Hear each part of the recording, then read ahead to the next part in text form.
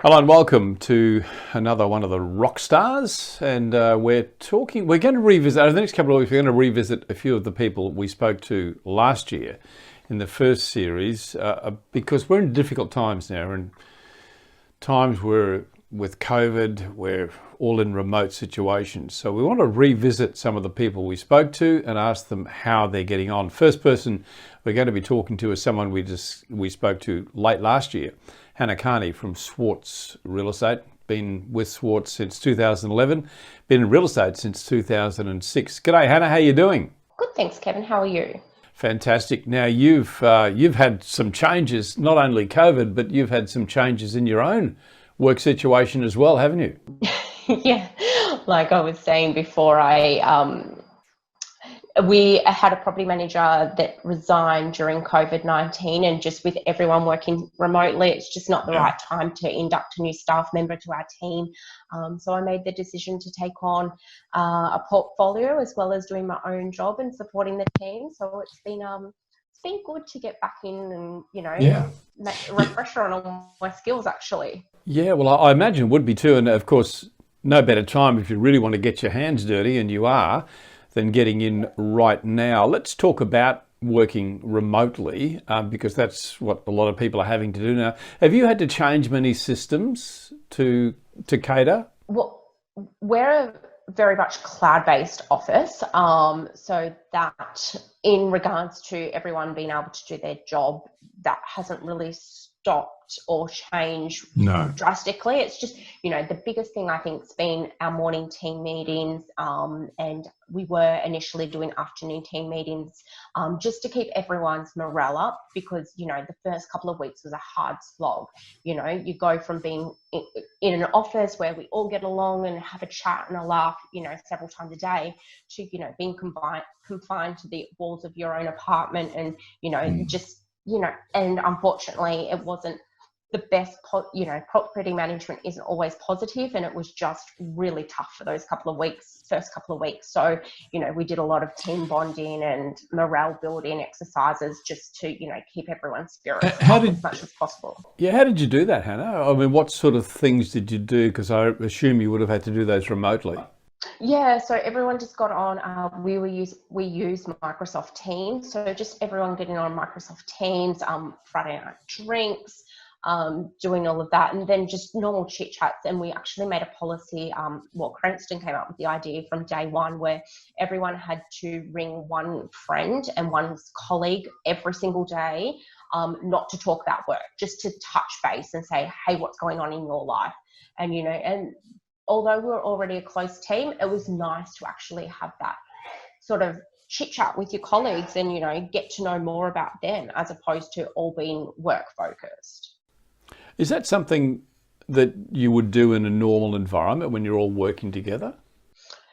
Yeah, we have a lot of chats. Absolutely, we have a lot of chats, but they're, in between emails, in between calls, and we're in an open plan office. So when you're having those one-on-one chats, and, and sometimes people hadn't seen anyone, and there's, a lot of staff members that live by themselves, so they hadn't seen people. So I was having chats, for 40, 50 minutes, and just really talking about anything, and learning about, what people like to watch on television, YouTube, different things on social media, what they're reading about. So it was...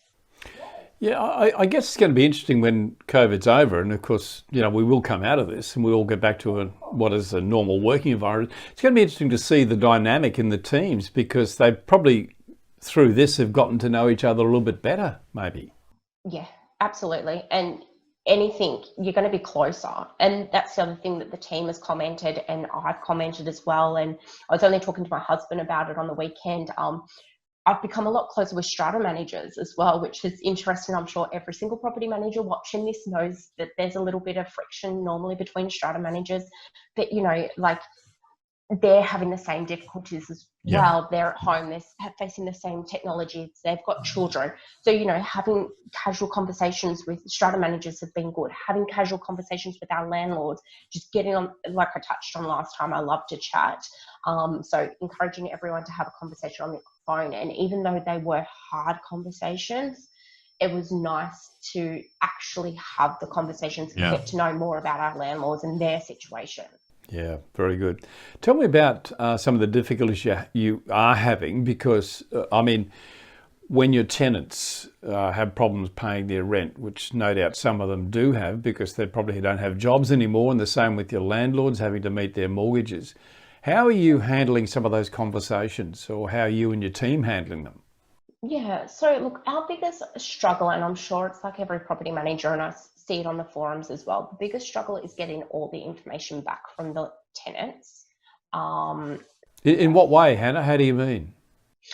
So, they'll say to us, I need rent assist, I need some help, I've lost my job. And it's like, okay, great, you need help. Okay, we need this documentation from you. We need, Oh yes, proof. Yeah. Job proof, and proof that you've 25% net reduction for the household. And the household was actually a learning curve for both myself, the team and everyone else, that it's not your leaseholders, it's actually everyone in the household. So it was about adapting that and having the conversations with the landlords. Well, no, it's not just the leaseholders in the share house, and the Northern Beaches, we do have a fair few share houses. It was about getting every single person. Well, okay, there's this many people permitted on the lease, so I need documentation for all 5 people or 6 people, whatever it may be. So it was, I think that was the most difficult, and a lot of resistance from tenants saying, well, no, I don't want to supply it. And it's like, well, we need this information. You have to, yeah. So I think the biggest thing that we adapted early on was, if you're not getting anywhere, rather than you bang your head against the brick wall, flip it to someone else. And that was either Cranston or myself generally. And it's not that that I'm saying anything different or he's saying anything different. It's just hearing it from a different person that sometimes is all it takes. Have you had to prepare like a special information sheet to send out? Have you done that? Yeah. So the team has got a standard email that they send out, and once all the documentation comes back, and then we'll sit down and review it, or I'll flick through it with the team member, and we'll make a decision about have the conversation with the landlord. Am I speaking to you now remotely, or are you in the office? Oh, I'm in the office today. So as of this week, as of last week, we've started to come back to the office 1 day a week, just to ease ourselves back into that routine of being in the office. So does everyone come in on that day, or you staggered the days? Stagger in the days, yeah, absolutely. And of course, with vacates and ingoings and things like that, people are floating about all the time, because it's, at the end of the day, it's property management. We've still got to get things done. We're not 100% locked down, unfortunately, but we can only do what we can do to get our jobs done. So those vacates that you're doing, are they done remotely, or are you having to get special permission from the tenants to go in and do that? The vacate inspection, so they've already vacated the property.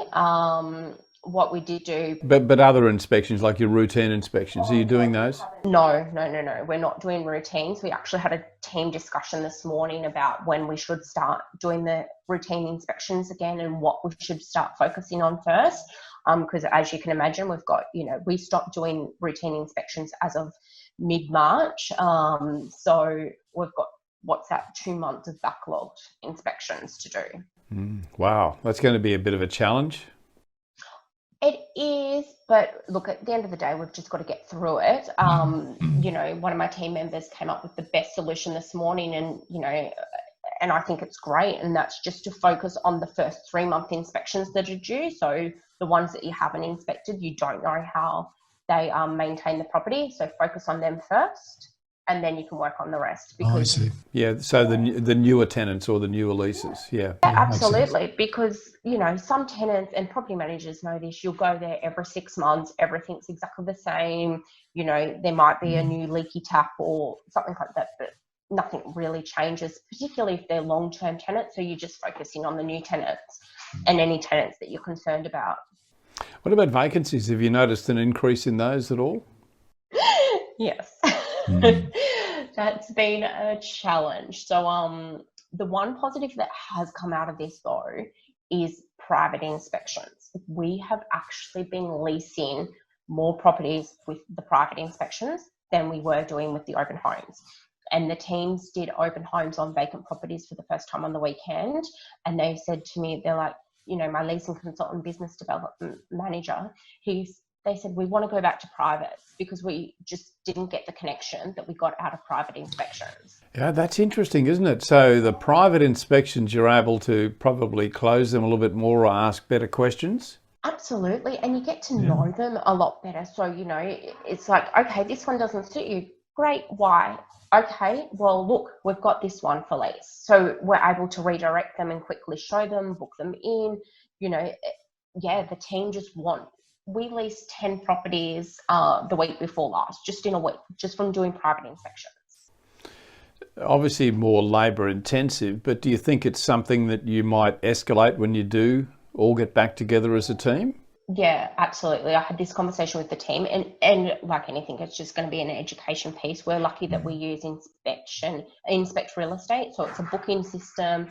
People can book in. We can set our pre-available times. So our leasing consultant has all of that, and so does our BDM. You know, and then us property managers, including myself, we're showing property. You know, I'm like, oh, I've got 2 hours here and 2 hours there. Just load me up for anyone that books in, and I'm happy to show them. So back to your question though, I do believe that it is the better way to go, but it's going to be an education piece, like anything. Well, what's a better way to go? The private inspections? Correct. Yeah. Because we're getting, we're leasing more property that way because we're getting more quality.